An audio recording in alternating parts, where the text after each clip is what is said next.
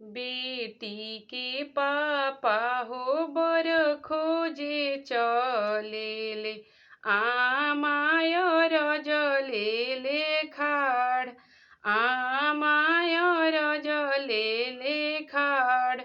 अशबरवा खोजब रघुनंदन हे स्वामीजी राज करिहे बेटी हमार राज करिहे बेटी हमार एतना बचन जब सुनेले पापा हो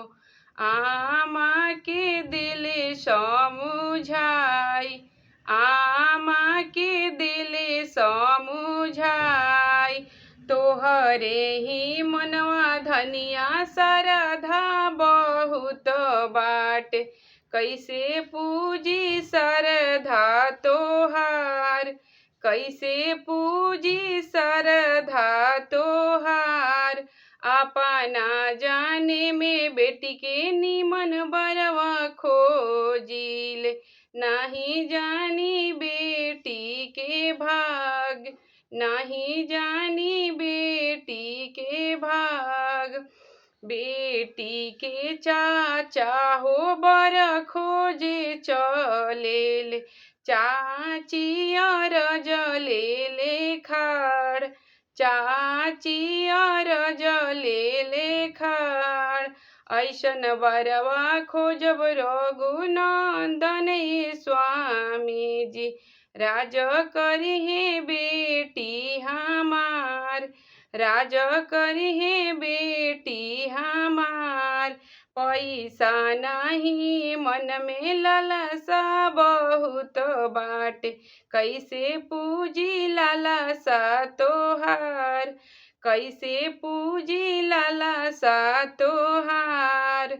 अपना जाने में बेटी के निमन बरवा खोजिल नहीं जानी बेटी के भाग नहीं जानी बेटी के भाग बेटी के भैया हो बर खोजे चलेले बेटी के भैया हो बर खोजे निकलेले भाभी रजलेले खाड़ भाभी रजलेले खाड़ खोजी दीह ननदो के टूटही मड़ैया हो मड़ई में लौके आसमान मड़ई में लौके आसमान खोजी दीह ननदो के टूटही मड़ैया हो मड़ई में कुछु ना सामान मड़ई में कुछु ना सामान एतना बचन जब सुनेले भैया हो एतना बचन जब सुनेले भैया हो भाभी के दिले समुझाई भाभी के दिले समुझाई पैसा ना कौड़ी मन में श्रद्धा बहुत बाड़े